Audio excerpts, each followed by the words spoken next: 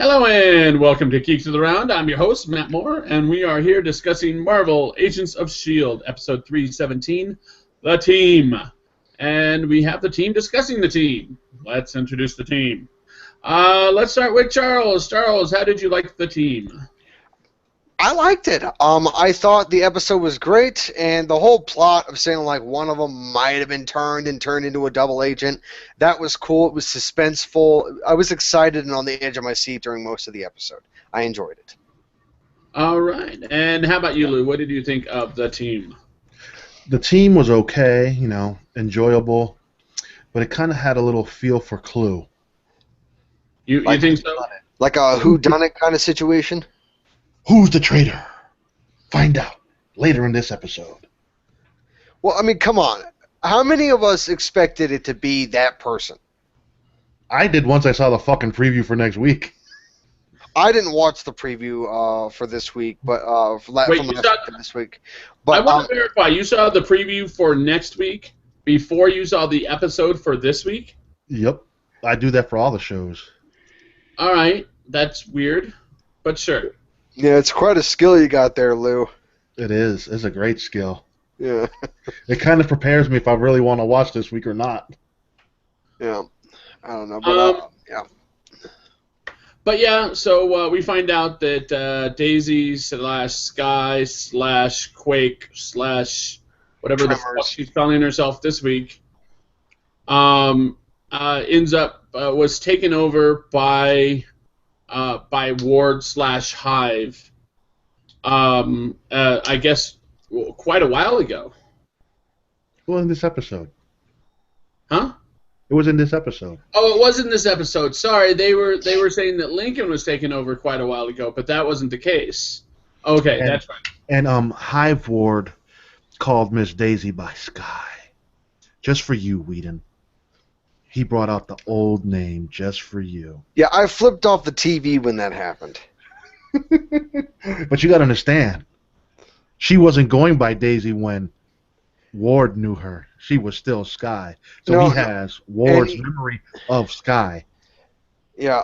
So, yeah. You understand that you have actually called Daisy Sky as many times as the rest of us, right? And yet you're still the one who gets pissed off about it? Yes, okay, yes, it's my shtick. Yeah. Yes, your stick is getting mad at people for no good reason. That's your stick. Congratulations. So yeah, in this story we ended up having a 3-part story. Basically, we had the part where they end up saving S.H.I.E.L.D. With the Secret Warriors. They go in and they work as a team, and they work beautifully as a team, which is rather surprising considering most of them don't have, while they have a little bit of training, they don't have training as a team, and yet they still seem to work together rather well. It was a beautiful beginning of the episode. It did kind of resolve things rather quickly. Like, they could have literally made that an entire episode, but they just did it before the beginning credits, practically. I actually, because, I timed it. It took them from the time the show started to the time that they had Malik in a interrogation room. 8 minutes and 14 seconds had passed. That's it. Hey, they're getting all on of that with action took place in like 8 1/4 minutes. While that happened, Daisy got abducted. Yes, while that happened, well, not I guess you could call it an abduction. She got brainwashed, or the opposite of brainwashed. She got brain dirtied. She's just a dirty girl. That wasn't where I was going with that. But in any case, yeah, so 8 minutes into it, and then you end up having the, whodunit section right there in the middle.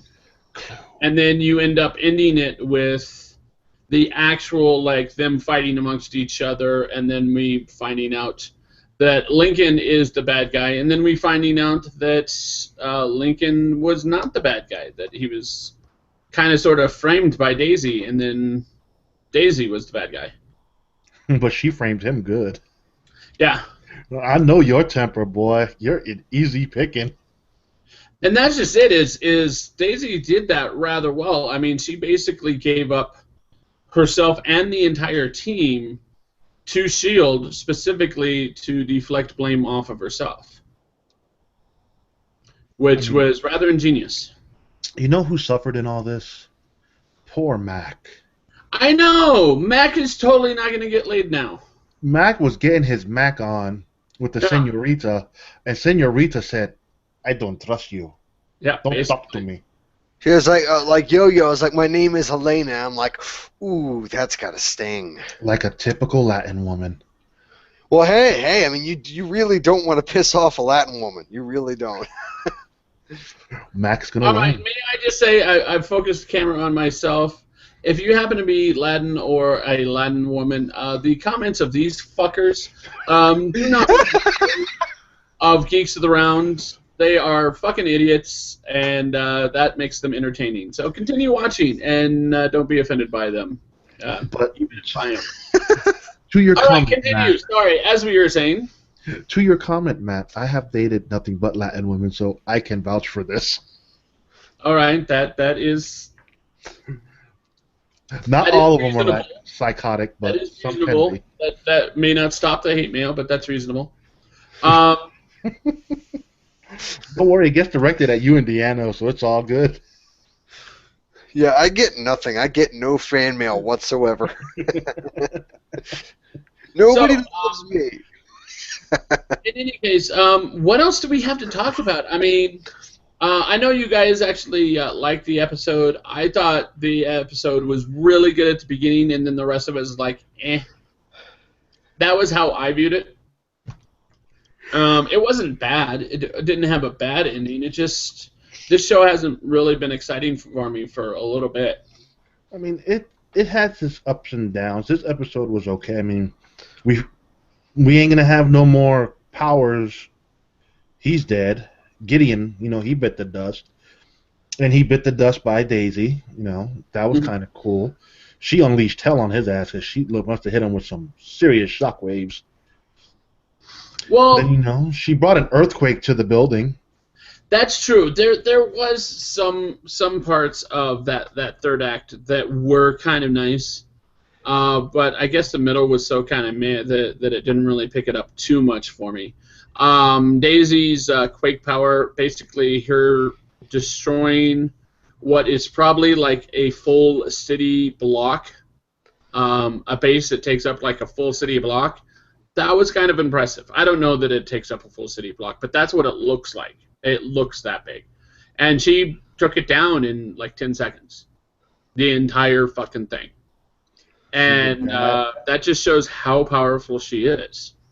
So yeah, taking out Malik in an enclosed space, that was probably easy. That was like, yeah, whatever.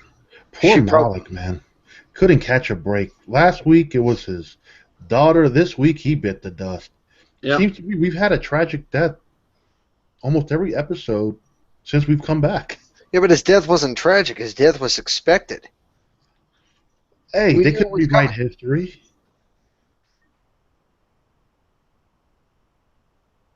No, they can't. I mean, they go sods ago.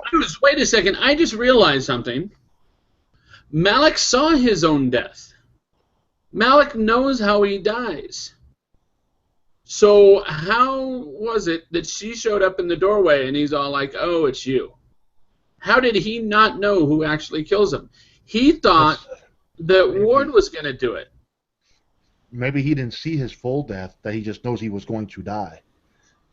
And maybe he didn't see the person who did it. He tells his daughter straight out that it is Ward/Hive that's going to do it. It was an assumption. It was an assumption, I would believe. Yeah. He didn't say it like it was an assumption, and that's just it. It's the only reason I remember specifically that he said that it was that guy who does it is because it was in the last time on Agents of S.H.I.E.L.D. or whatever it is, the recap. Yeah. And he said straight out that he's seen his own death, and it's at the hands of Ward. I'm going to have to... Everyone, check that out. Put some comments down below if I'm remembering this incorrectly. but I'm pretty sure that they fucked up. Because we have, from a couple episodes ago, we have history which is unmutable, cannot be changed, at least according to the scientists in the show. And then we have him saying, I die at Ward's hands. And then he didn't die at Ward's hands. Maybe he thought it was Ward because they never he didn't see the full figure in the doorway. Then why would he have said it was Ward? Because he sees Ward's true nature. Ever since Ward took over his people, he's already been, scared. So he would assume Ward would be the one to kill him. If I'm walking down the street and some motherfucker says something stupid behind me, I'm not going to turn around going, Isaiah? I'm not going to do that. I'm not going to automatically fucking assume it's the nearest or an asshole I know from somewhere else. It's not only that, but he lives on the other side of the country. But in any case, like, just because someone kills him doesn't mean that it's going to be Ward. He knows he's going to die. He could die a million different ways. He could die by car accident. He's not automatically going to think, oh, Ward did it. Well, in his case, he thought... I don't know. I'll have to end up watching to see that again, and I probably will end up watching that right after this hangout, because that's going to bug me a little bit. Is there anything else about the episode we want to talk about? I like the conversation between Powers and, Gideon and Coulson. Yeah, Coulson's blaming himself because of the fact that he took revenge on Ward, and now Ward's body has come back to basically to finish off S.H.I.E.L.D., as it were. See, this is where Coulson has an issue. He's just stupid. Because they were going to leave Ward there regardless. That was the intent. The way Coulson made it seem, he was just going to knock his ass out and leave him there. Him and Fitz go through the damn portal, and boom, they're fine. Ward still would ended up being possessed by Hive eventually. Yeah. Now, the only difference is Hive would have never got back through the portal. Yeah, exactly. So, his little, now he's coming back for... No, bitch, it ain't revenge. He was coming back regardless, with or without Ward. He was coming back one way. Now, here's the thing: is that's something that they did in this episode that is going to end up tying the entire season together. Is they're starting to, not only are they starting to explain him, which they did last episode, they started with it, but they really did it in here. Is with their conversation between Malik and Coulson. Basically, Coulson is all like, "This is what he is. This is who he is. This is his history. We know everything about this motherfucker now. We're going to be able to take him down. He's a god, so what? Gods die, gods bleed. He shouldn't be a god in the first place. He was a servant. Like, basically, they have made the concept of this person, and they've taken him down from God down to just another inhuman. He's just a slug. And that's just it, is after seeing Daisy take down that fucking building, it makes you wonder, like, if she can break that mind control, I think she might be able to take down that guy by herself. Look how fucking powerful she is. Oh no, he throws his dust mites at her to kill her. Who the fuck cares? She controls vibrations. She can deflect that shit any way she wants. Yep, I agree. Like, I am convinced that Daisy can take this guy out by herself. My next episode... On that building, I have no doubt. See, what's interesting is she going back for the one dude that had the little ball to turn him? Because she took a bunch of crystals with her. I don't know. We'll see. Because it looks like there's going to be one big old grand finale where they're going to have a lot of Inhumans involved. And then we still have Lash supposedly in S.H.I.E.L.D. headquarters somewhere. Oh, that's true. So Maybe what if he got free because of that earthquake? Oh, that's true too. I was gonna say maybe he's crushed by a rock, but you're right. Yeah, he could be free at this point. So I mean, he's still in play. Her taking those crystals play a big factor, and then she probably needs that homie who had that stupid ball because he knows so much about it. So maybe, in order for Ward to control him, she needs to turn him. I'm wondering whether or not she gets the Terrigen crystals and just destroys a bunch of them, crushes them up into powder, and just puts it in one of those planes that the crop dusting planes, and just fucking flies over major cities that didn't get the fish oil.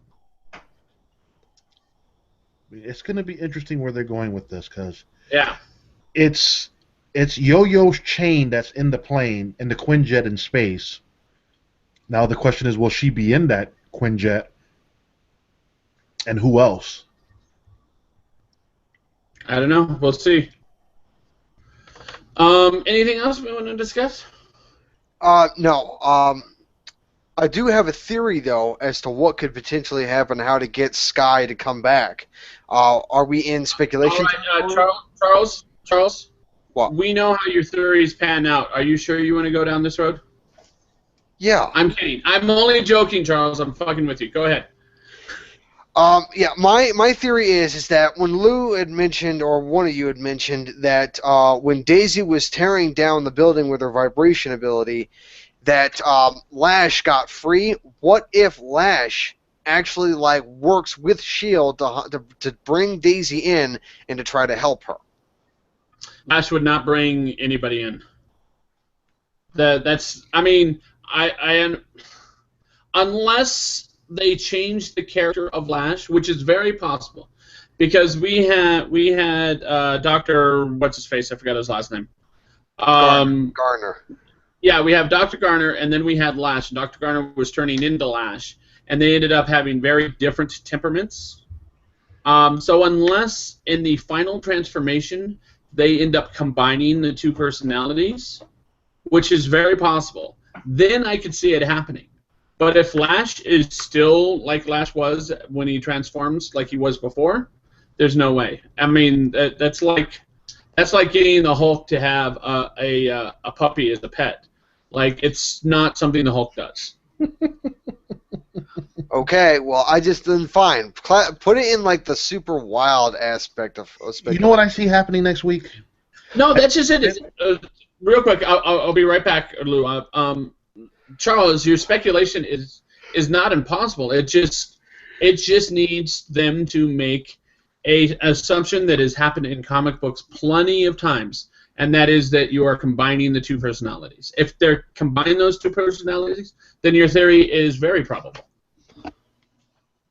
But if it's just Lash, if it's just crazy fucking I destroy everything, I kill everybody Lash, there's no way he's going to bring in anybody. But see, Lash was following the concept he had in the comics, I believe, where he killed the inferior Inhumans, the weak ones.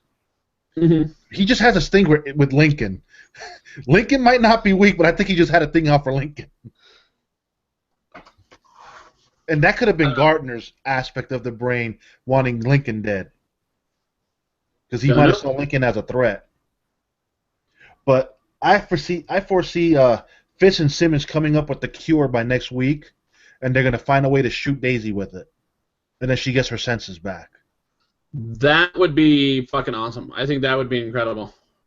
Because I don't see them dragging out Daisy this long for the final, 5 episodes that we have. That actually reminds me, that's something else we need to talk about, is Fitzsimmons. Yeah, they had a little, kissy-kissy moment looking at the painting of the stars. Yeah, but the question is first off, kissy-kissy moment, yes. But with Simmons being like, all right, let's not waste any more time, do you think it's only kissy-kissy? Well, at this particular junction, yes. Maybe later on, there'll be a little more bangy-bangy, kissy-kissy. Okay. At first she wanted to take it slow, and now Fitz is acting like a little douchebag. No, pulls away from... What fucking man pulls away from a kiss? Well, he doesn't want to necessarily scare her away. No, he's just afraid that he's going to be a 1 second brother. Wham bam. Oh wait, never mind. As soon as he unzips, he's done. Yeah. Charles, you know how that is, right? All right. I mean, that's what Isaiah told us. You know what, Matt? I say this with utmost affection and from the bottom of my heart. Go fuck yourself. I'm sorry. Go what? Go fuck yourself. All I heard was go fuck. You have to be faster, Whedon. Go fuck yourself. All right. There you go. But, I mean, it's going to be interesting because it's building up, and then we know the episode after Civil War, S.H.I.E.L.D. ties into it. So let's see where they go with it. I am thinking, and I am hoping, and I'm almost to the point to where I'm praying that Civil War ends up affecting Agents of S.H.I.E.L.D. the same way, and for maybe even a longer duration than Captain America 2 did. And I Winter can see Soldier that did. because of the Inhumans. Yeah, exactly. I want to see if Captain America loses Civil War. Let's assume that he loses Civil War. Let's assume it happens like the comics do, even though it's a slightly different story. We're only pretending here. We do not know anything about the story of Civil War. The movie, we are just running with a hypothetical here, so don't get pissed off, viewers. Let's say that, like the comic, even though it's different, Captain America loses and then is immediately shot and killed. It is Chris Evans' last movie. The last one he has a contract for currently, so there is that possibility. No, he's contracted for the next 2 movies. Oh, did they? Did they change that? Yeah, he was contracted for Infinity Wars Part 1 and 2. Yeah, but he could be just like a hologram. He could be some shit like that. No, he also said that he has whenever they start filming, like 9 months booked at Marvel. Oh, nice. So, okay, so we don't know that this is the case, but let's assume, and it's literally wild speculation. Let's assume that he loses, that the government takes control of the Avengers. The reason I'm thinking that this might be the case is because I am still convinced that Tony Stark is the Secretary of Defense in the Captain America movie that we're about to see. I'm convinced of it. I will have to see the movie before I'm not convinced of it. Because remember, the Secretary of Defense before was Hydra. And I believe he's dead now. Stark has been Secretary of Defense in the comics before. What's that? Are you referring to Gary Shandling? I believe so.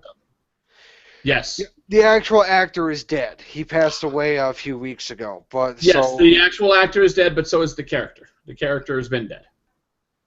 In any case, I'm thinking that Captain America loses, and if Captain America loses, then I think from that point on, it's going to be about the United States expanding that power and not just taking control of the Avengers, but all superpowered beings. I think Civil War is actually going to lead into the Civil War as it is in the comics.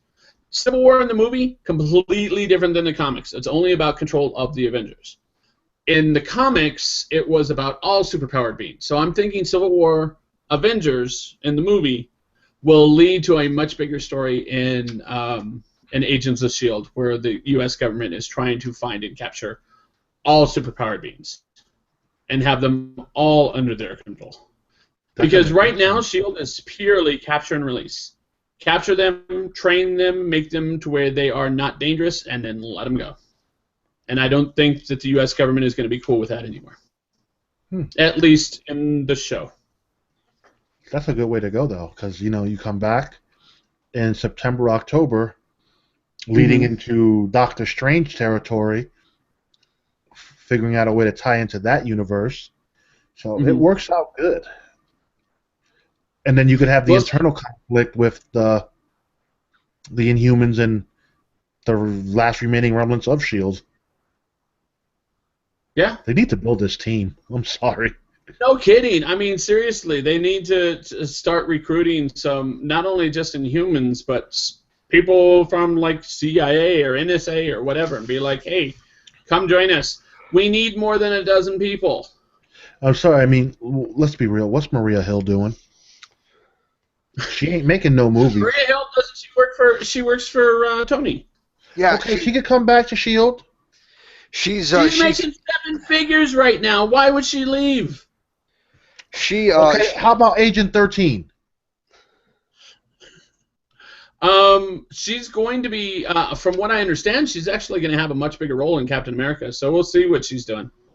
But she's a TV actress, so she could come back to TV.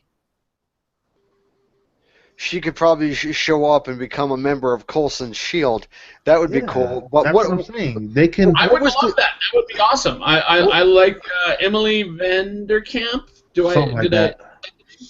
Was she in that? What was the show that she was in before? Revenge. Okay, is that show still going on? No, finished. No, it's been off the air for about 2 years, and I watched every single episode. Okay. It is one of the girly shows that I have watched. That one and Scandal are the 2 major girly shows I've watched. But it wasn't. Okay, well, is she doing anything else currently? Anything major? Not that I know of. No. Then she could come to Agents of S.H.I.E.L.D. The same thing with Maria Hill. She is playing 13. That is her major role lately. You know, I mean, Cap don't want her. Well, they sort of hinted towards a potential romance between Sharon or Agent 13 and Captain America and Winter Soldier, but they didn't have enough time to actually explore on it because it wasn't the focus of the movie. And clearly in Civil War, it's also not the focus, but since they've already established her character and the possibility of a romance between the two in Winter Soldier, they could expand on that in Civil War, which they probably will. I was going to say, you know, if you look at the list of people that Captain America has dated, it's pretty extensive. Captain America. Yeah, in the comics. But on the big screen, he ain't dating nobody but Bucky. It is extensive. Wait, what's that? He hasn't dated nobody but Bucky. Bucky's been his only concern. He likes to get bucked. But no, seriously. Look, I mean, I'm all for the diversification of characters, but the thing is that for a character as high profile as Captain America, first off, you don't make Steve Rogers black and you don't make him gay. It's just because he's never been gay. It would be confusing. I mean, if you want to make a gay character, make a new character. But look who Steve hangs out with all the time. It's a Falcon and a Buck. He loves his pet. Buck fucks. All right. We are now arguing about something that Lou literally just made up. So let's continue on from here. Do we have anything else? Do we have wild speculation? I've gone my wild speculation, and that is about Civil War itself and the fallout from it. I mean, my speculation is Captain America is going to make out with Bucky. And make him normal. No, don't do that. Just for the love of all that is good and decent, don't do that. I have nothing against the LGBT community, but just if you want a character to be gay, just make a new character and make that character gay. Just don't make an step. It's the same fucking thing with Michael B. Jordan being cast as Johnny Storm in Fantastic Four. Just no. Just no. It's confusing, and it should not be done. What they did with Johnny Storm is confusing for. It's not confusing for comic book fans, and the reason I'm saying that is because of the fact that let's look at name a major comic book character. Name one. Okay. Tony Stark. Wolverine. Wolverine. How many different origin stories has Wolverine had? Dozens. Exactly. And every single one is the official one until the next one comes out. Yeah. Does Wolverine kill? Sometimes he does. Sometimes he doesn't. Watch the Wolverine. He kills a lot. Like, honestly, is he feral? Sometimes he is. Sometimes he isn't. It depends on the writer. Different characteristics change about him depending on who's writing it. Comic book viewers are used to that, are used to their characters changing. Now, aesthetics aren't as big a deal in comics. So if you decide to make one, black, for example, to use an example, let's say Samuel L. Jackson's character Nick Fury, they made Nick Fury black. Yep. And then later on explained it as, oh, no, this is Nick Fury Jr., the white boy's son. Because, that makes sense. Considering Nick Fury is as dark as that Wakandan prince is, as Black Panther is, he's actually probably darker than the Black Panther is. Somehow he is the son of a white boy. All right, whatever. He loved his black meat. Yes. I mean, let's be real. Hasselhoff he could take off after his mom. Oh, God. Please, for the love of God, don't ever bring that movie up again, Lou. What movie? The Nick Fury movie with David Hasselhoff. Yeah. I have blissfully avoided that one. Yeah, I haven't watched it either. Yeah. I just know David Hasselhoff was... I watch every comic book movie with very few exceptions. If it's a Punisher movie, I don't watch it. I never will. Why? Because I watched the first half of the one with Jane, whatever his fucking name is, dude's name is. Thomas Jane. Yeah, Thomas Jane, and I'm all like, no, fuck this. That movie was the one that had John Travolta in it. It's like, no, fuck this. That movie was awesome. No, fuck this. I even like the one with Ray Stevenson in it. I like Warzone. No. But in any case, just remember, Whedon, the Falcon becomes Captain America. Yes, I know. That I'm okay with. What I'm referring to is that they actually take the character Steve Rogers and make him black. But if they replace him with another character like the Falcon and make the Falcon become the Captain America, that I am completely okay with. That's actually something we're going to have to discuss when Iron Fist comes out. Controversy about making Iron Fist a white boy. What? You know what? I don't understand why those people are getting so bent out of shape saying that he should be Asian when he is clearly not Asian in the comics. He is a white, blonde guy. Well, that's just it. And I'll tell you their argument and the obvious reason why they're wrong. The argument is that it is basically the whiteification of what is clearly an Asian character. They just in the comics decided to make this Asian character white. And they're continuing this in the TV show. That's the argument. And why they are wrong on this is because it's on purpose supposed to be an East versus West type of story. It's supposed to be a very Western character being a fish out of water in the East, and then he becomes so Eastern that when he comes back to America, he's now doing fish out of water again. So basically, he ended up doing that transition twice, where it's basically racism from the reverse standpoint to where white people can understand, oh, this is what racism really is. Because let's face it, there is such a thing as white privilege. We have white people have no concept about, even myself included, have no concept about the realities of racism like someone who's been racist against. And this tells that story in a way that we can identify with.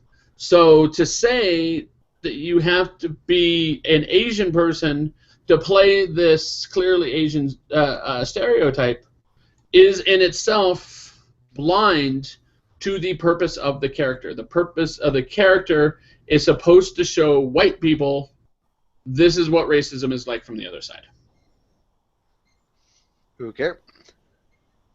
That is the point of the character, at least in my opinion, and many people agree, including the writers. So, all right. So we went on a tangent there. Do we have anything else to talk about? Nope. All right. In that case, we're going to close this up so we can discuss The Flash, which we're about to start up on. I want to thank everyone for watching. Go ahead and check us out at geekstherone.com, youtube.com/geekstherone. Also, check us out on Facebook, Twitter, and Google+. Also find us there at Geekstherone.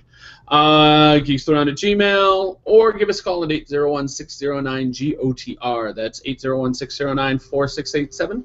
Again, thank you for watching, and we'll see you next time. Bye. Bye-bye.